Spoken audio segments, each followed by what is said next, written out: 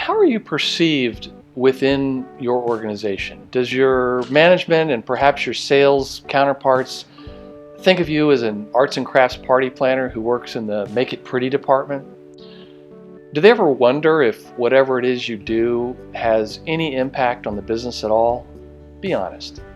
Or are you perhaps a valued member of the company whose job function the company simply cannot survive and grow without?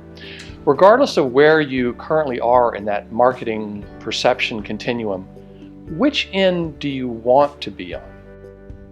Hi, I'm Douglas Burdett, host of the Marketing Book Podcast, and I'd like to tell you about the book Rise of the Revenue Marketer by Debbie Gagesh.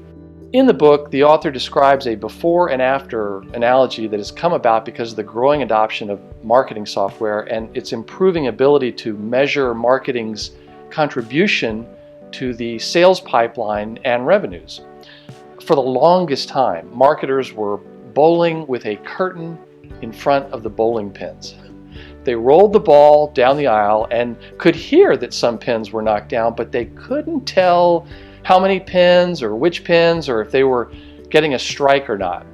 Today, marketing uses digital insight, which is like removing that curtain. Now, marketers roll the ball down the aisle and can actually see what pins are going down and what the interaction is between the pins. Like, did we knock a few down? Did we get a strike? Do we adjust our approach? With marketing automation, marketers now have the visibility they need. With so much more visibility into marketing's contribution to sales and revenues, that has led to revenue marketing. Now, revenue marketing is the strategy that is transforming marketing from a cost center to a revenue center. And the author explains that companies are in one of four phases of the revenue marketing journey. So think about which one you are currently in your current situation. The first is traditional, which is the Make It Pretty department I mentioned earlier, where there's no lead generation and no alignment with sales. And the second is lead generation, which is generating leads and sending every last lead over the wall to sales without any follow-up or analysis to learn if the leads are any good or even becoming closed sales.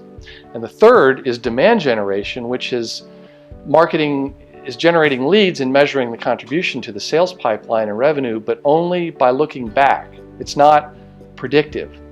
And finally, the revenue marketing stage, the fourth one, it includes everything in the demand generation stage I just mentioned, with one major difference.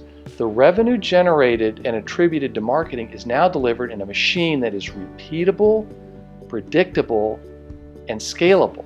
So a revenue marketer can walk into a senior management team meeting with two different reports. The first report shows the revenue contribution from marketing over the past month, quarter, or year. And the second, and the more powerful one, is the marketing forecast report that forecasts revenue impact from marketing for the upcoming period. Having that will get you a seat at the management table. For a marketer, being able to do that makes them an extremely valued member of the company whose job function the company simply cannot survive or grow without. So as a marketer with aspirations of a long-lasting and richly rewarded career, would you like that? And to listen to an interview with Debbie Gagesh about Rise of the Revenue Marketer, visit marketingbookpodcast.com.